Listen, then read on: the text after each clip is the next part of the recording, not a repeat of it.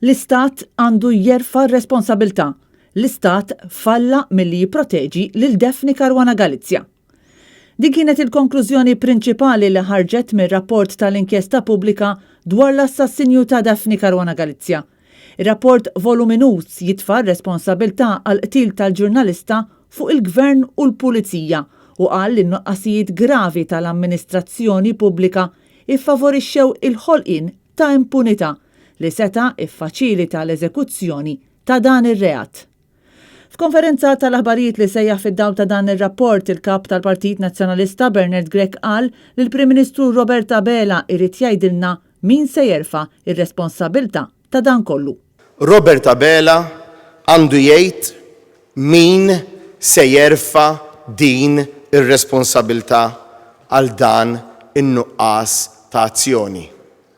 Issa mhux aktar iż-żmien tal-kliem, issa mhux aktar iż-żmien tat-tagħlim biss, issa wasal iż-żmien tal-azzjoni vera.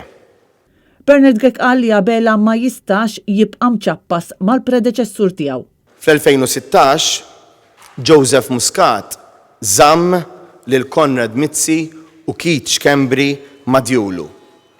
Meta fl-2017 feġġew l-allegazzjonijiet tas-17 Black, baqgħu il-kol jipproteġuhom. Baqgħu il-kol janquhom. Baqgħu il-kol jgħinuhom. Inkluż Robert Abela. U insista li Robert Abela irid jinqata' minn ma' Muscat. Għandu jammetti wkoll li Joseph Muscat wassal lil pajjiżna f'dan l-istat. Robert Abela għandu jammetti li dan huwa il-legat ta' Joseph Muscat.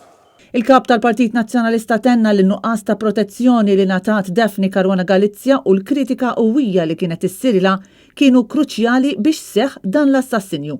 Il-politiċi tal-gvern stess dawk li suppost jipproteġuna dawn iffaċilitaw dan l-qtil makabru. Bernard Grech irrefera wkoll għal dak li qal ir-rapport dwar is-sens ta' impunità li nħolqot fil-pajjiż. L-impunità li tfisser li minn Kastilja tista' tfixkel investigazzjoni fuq qtil.